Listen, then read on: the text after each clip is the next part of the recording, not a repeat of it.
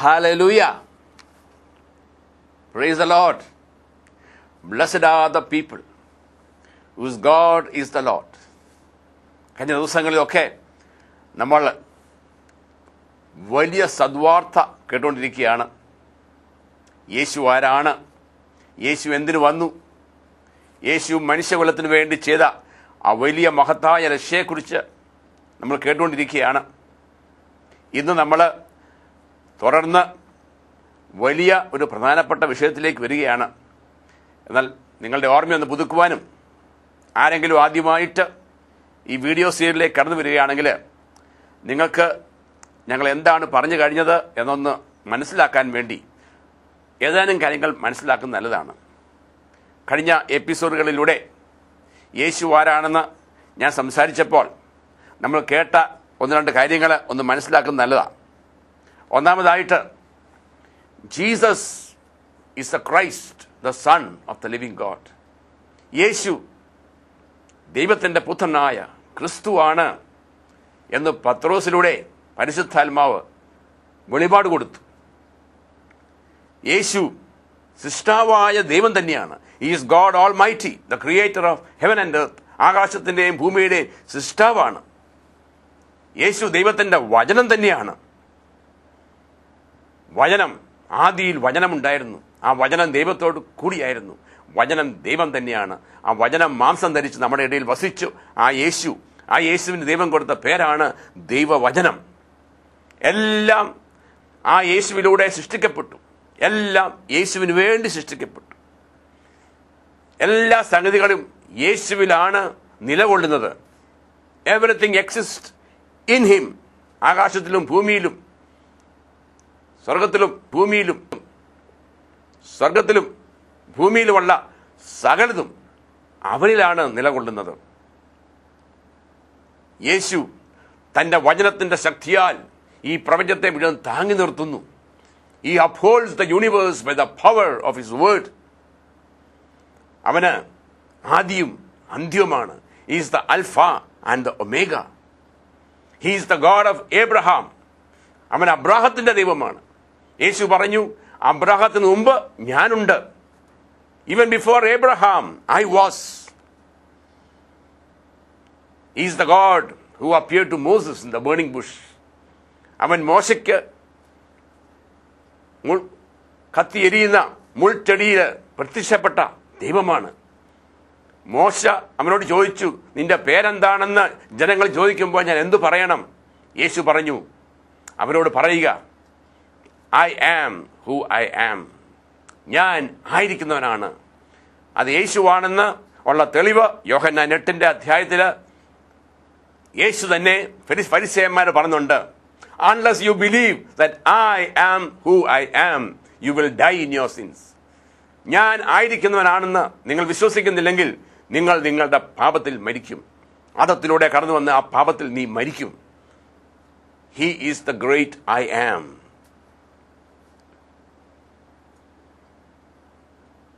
ലോകസ്ഥാപനത്തിന് മുമ്പ് തന്നെ നമ്മളെല്ലാവരും യേശു ക്രിസ്തുവിലാണ് തിരഞ്ഞെടുക്കപ്പെട്ടത്.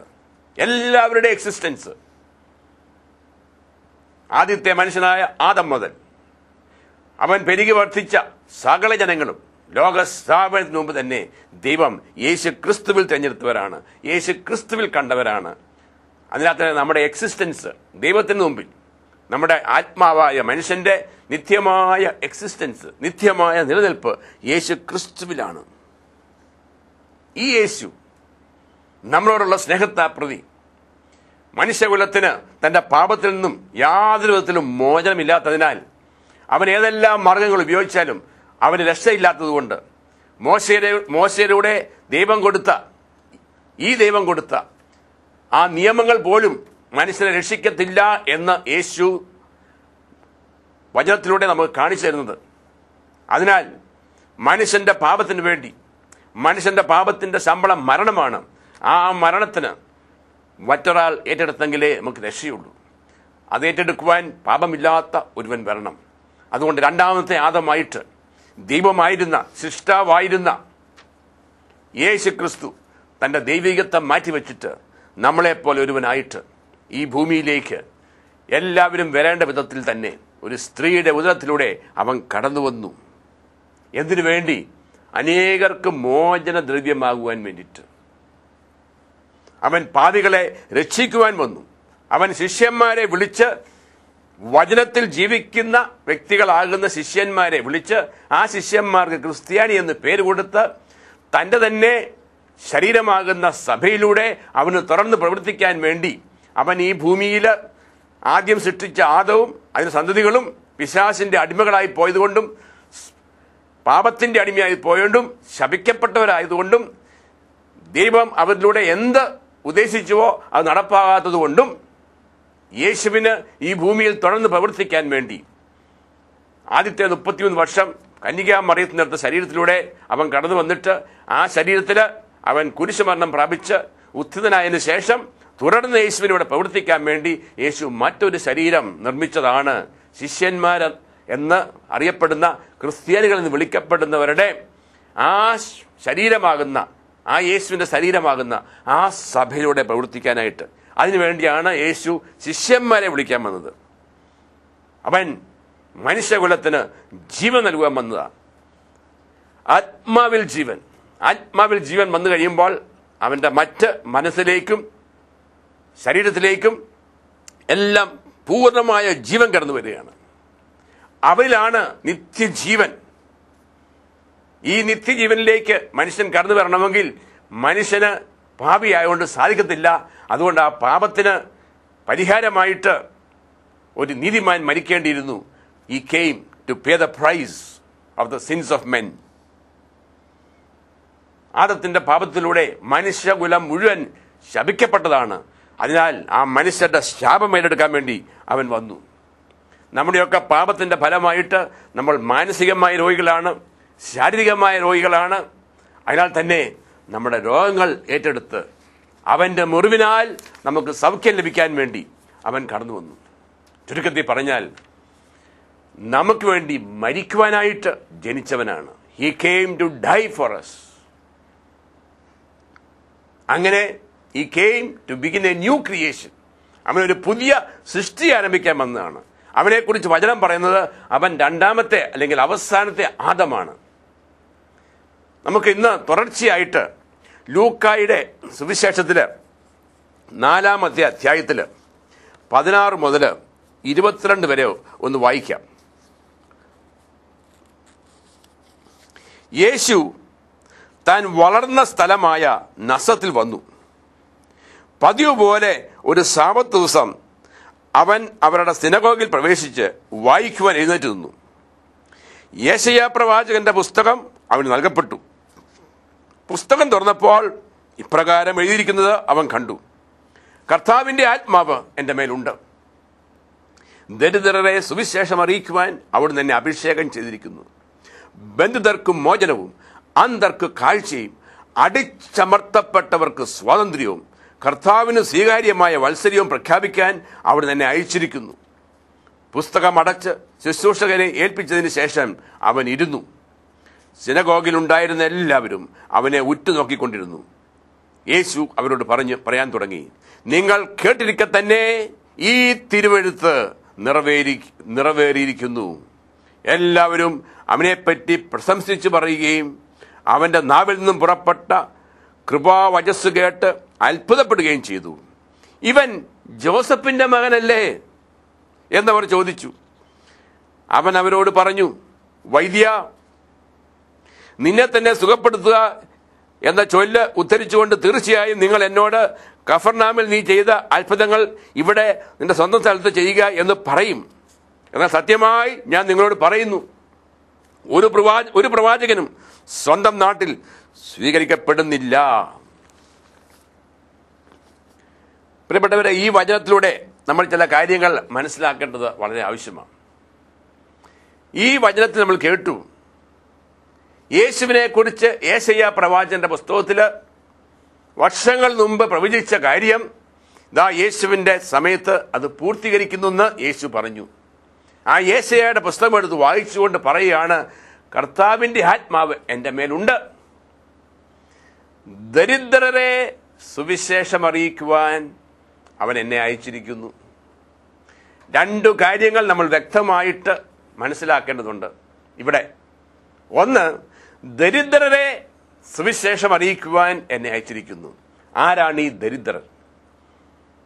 രണ്ടാമത്, ഈ സുവിശേഷം എന്താണ്? ഇന്ന് അനേകർക്ക് ദാരിദ്ര്യം, ദരിദ്രർ എന്നൊക്കെ പറയുമ്പോൾ അവർ മനസ്സിലാക്കുന്നത് ശാരീരികമായ ദാരിദ്ര്യമാണ്.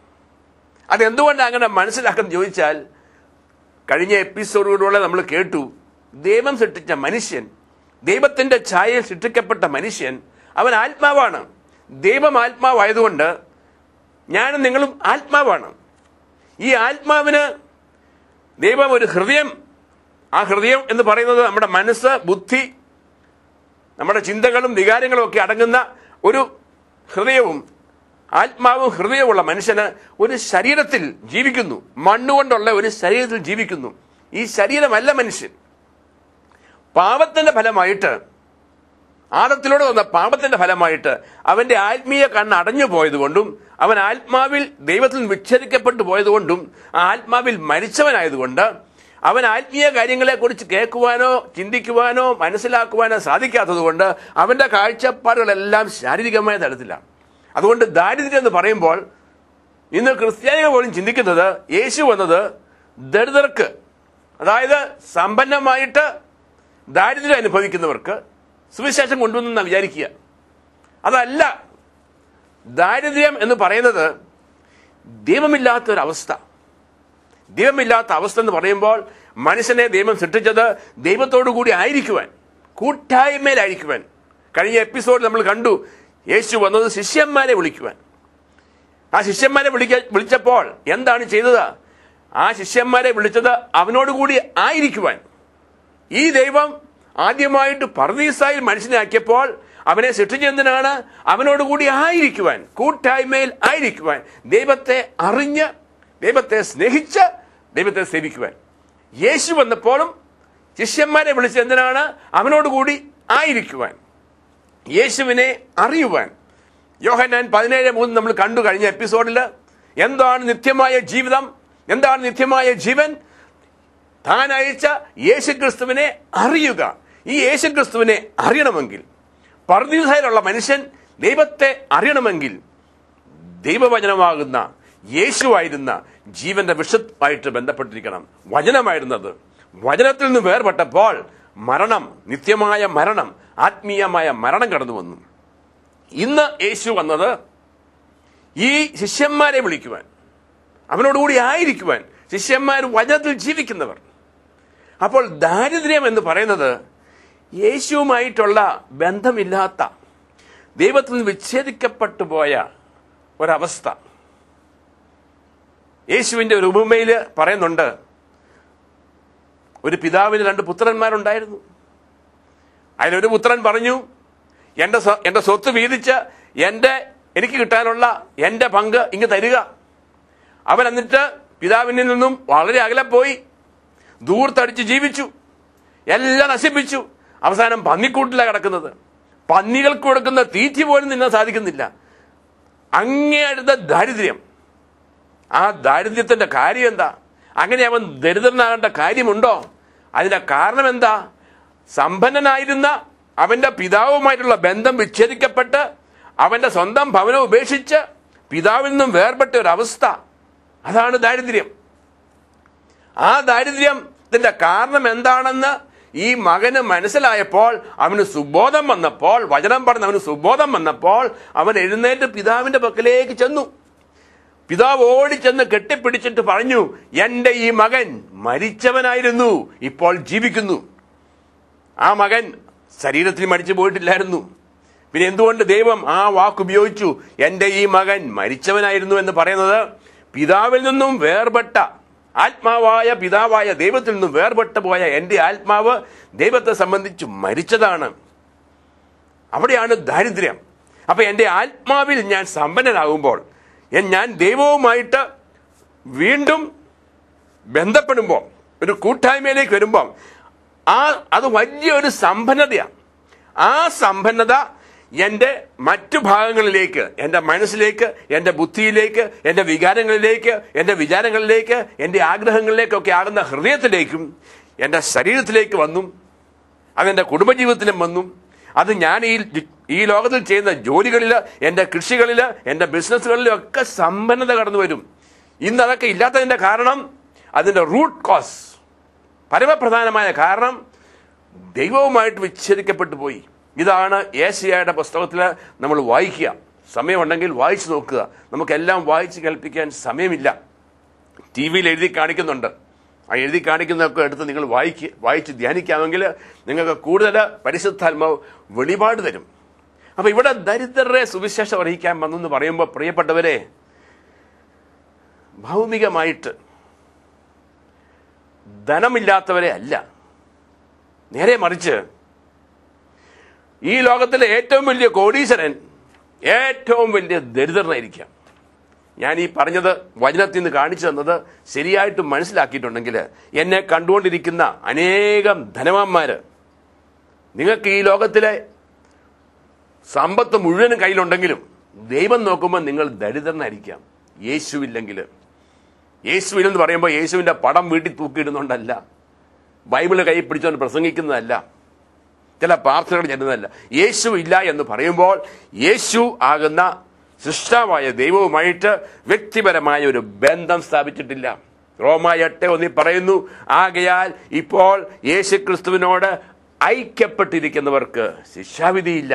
യേശുക്രിസ്തുവിനോട് ഐക്യപ്പെട്ടിരിക്കുന്നവർക്ക്, കഴിഞ്ഞ ദിവസം നമ്മൾ കണ്ടു, നമ്മൾ ജ്ഞാനസ്നാനം സ്വീകരിച്ചിരിക്കുന്നത് യേശുക്രിസ്തുവിനോട് ഐക്യപ്പെടാൻ വേണ്ടിയിട്ടാണ്. യേശുക്രിസ്തുവിലേക്കാണ് സ്നാനപ്പെടേണ്ടത്. ഇന്ന് അനേകർ സ്നാനപ്പെടുന്നത് യേശുക്രിസ്തുവിലേക്കല്ല, സ്നാനപ്പെട്ടിട്ടും യേശുക്രിസ്തുവിനോട് ഐക്യപ്പെട്ടിട്ടില്ല. അതുകൊണ്ട് ആ ജ്ഞാനസ്നാനത്തിന് ദൈവസന്നിധിയിൽ യാതൊരു വിലയില്ല, അത് ദൈവം സ്വീകരിക്കുന്നില്ല.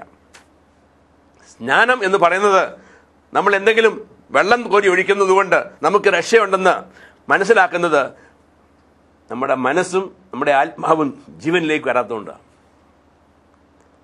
ദൈവികമായ ജ്ഞാനം വരാത്തതുകൊണ്ടാണ്. വചനം കടന്നു വന്ന് യേശുവുമായിട്ട് ഐക്യപ്പെട്ട് കഴിയുമ്പോഴേ നമുക്ക് ജീവനുള്ളൂ. ആ യേശുവിൻ്റെതായി, ഞാൻ യേശുവിൻ്റെതായി എന്ന് ലോകം മുഴുവൻ അറിയാൻ വേണ്ടി എൻ്റെ പരസ്യമായ ഒരു പ്രഖ്യാപനമാണ് ഞാൻ ജ്ഞാനസ്നാനപ്പെടുന്നത്. I belong to Jesus.